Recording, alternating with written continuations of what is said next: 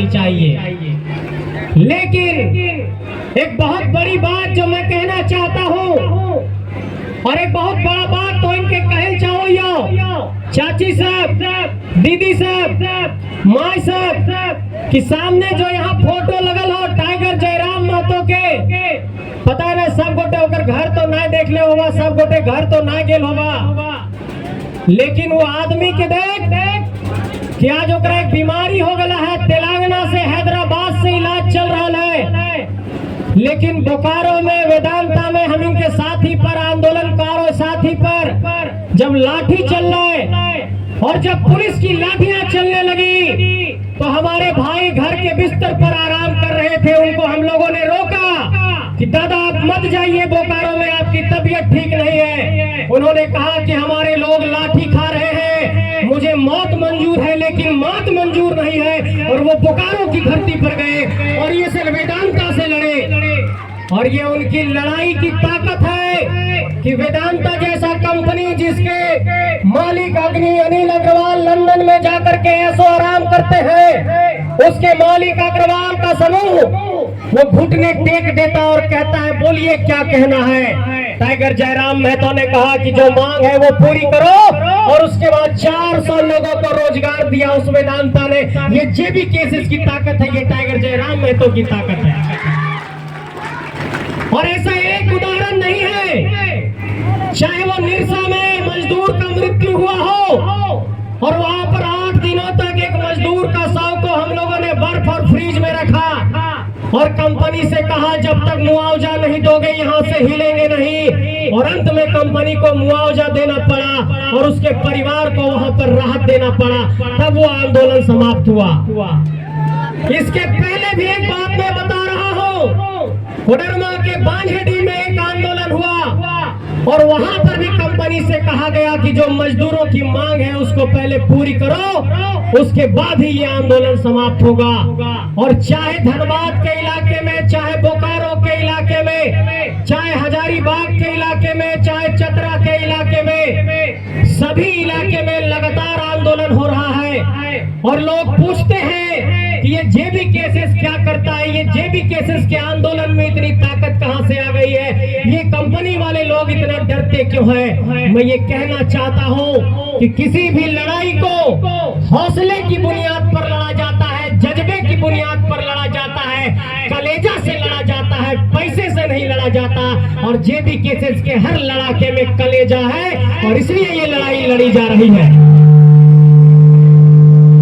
एक सवाल और लोग उठा रहे हैं कि बाबू इतना पैसा कहां से आ रहा है, जाकर के संथाल में सभा करते हो, कोल्हान में सभा करते हो, चतरा में सभा करते हो, हजारीबाग में सभा करते हो, बोकारो में सभा करते हो, डुमरी में सभा करते हो। और डुमरी तो इस बात की गवाह रही थी कि इस राज्य के राजा साहब आए थे सभा करने और 60,000 की भीड़ डुमरी में आई थी और राजा साहब 5,000 में सिमट गए थे। ये जेबी केसेस की ताकत है। लेकिन मैं ये कहना चाहता हूँ कि ये ताकत आप लोगों से आया है। और चाची लोग, माँ लोग, आप लोगों से कहना चाहता हूँ कि आप लोगों की एक माँ ने अपने कोख से मान टान के तोपचाची के धरती से एक ऐसे नायक को जन्म दिया जिसने 10 जनवरी 2022 को रणधीर वर्मा चौक पर ऐसे शेर की दहाड़ लगाई, ऐसे शेर की तरह से अपने पंजरे से वार किया कि पूरे झारखंड के भीतर एक आग फैल गई और झारखंड के 32,623 गांव तक ये आंदोलन पहुंच गया। उस माँ को नमन करता हूँ, उस माँ को प्रणाम करता हूँ जिसने टाइगर जयराम महतो जैसा एक सपूत पैदा किया है। लेकिन एक बात जानो है, आज तक हमारे टाइगर जयराम महतो के घर में रोजगार नहीं है। सरकार के पेंशन से 3,000 के पेंशन से घर के रोजी रोटी चलो है। और बाबूजी नक्की स्वर्गीय कृष्णा प्रसाद महतो झारखंड आंदोलन में उनका देहांत हो गया है। और अभी 2 दिन पहले बात भले कि संजय दा गोनियातो में सभा हो, ऊपर घाट में सभा हो,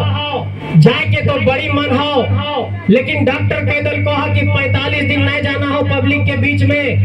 और मास्क पहन के रहना हो। आप सोचिए उस व्यक्ति की ताकत को, उस व्यक्ति के जज्बे को, उस व्यक्ति जो लगातार संघर्ष करते हुए झारखंड के अलग अलग कोने में सभा कर रहे हैं, आंदोलन कर रहे हैं, और पिछले 2 सालों में ऐसा कोई दिन नहीं रहा है कि वो रात के 10 बजे कभी सोए हो, हर दिन वो सुबह 4 बजे सोए हैं। उस व्यक्ति के संघर्ष को आपको सलाम करना होगा और आपको ये मानना होगा कि झारखंड की धरती से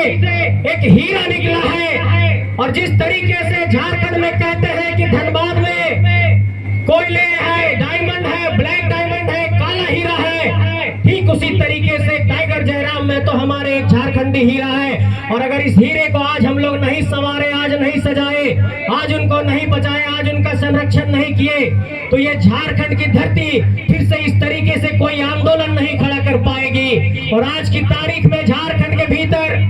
किसी नेता में इतनी कुव्वत नहीं है कि महाराष्ट्र में जहां पर मन से राजनीति करता हो, जहां पर शिवसेना राजनीति करता हो, जहां पर शिवसेना झारखंडियों को मारकर भगाता हो, उस बेलापुर की धरती में झारखंड के नौजवान ने 50,000 की भीड़ जुटाई। ये टाइगर की ताकत है, ये जयराम महतो की ताकत है।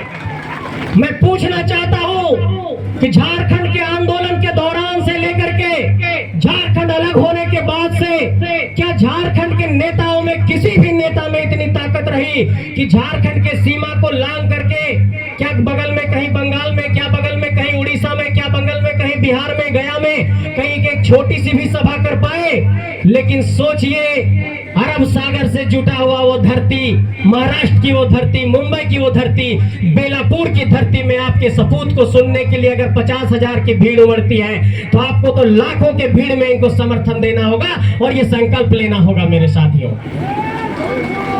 मैं ये बात इसलिए कह रहा हूं कि झारखंड के भीतर गरीब घर से, किसान घर से, मजदूर घर से नेता नहीं पैदा हो रहे हैं। और ये जो सत्ता में लोग बैठे हुए हैं, जो रात में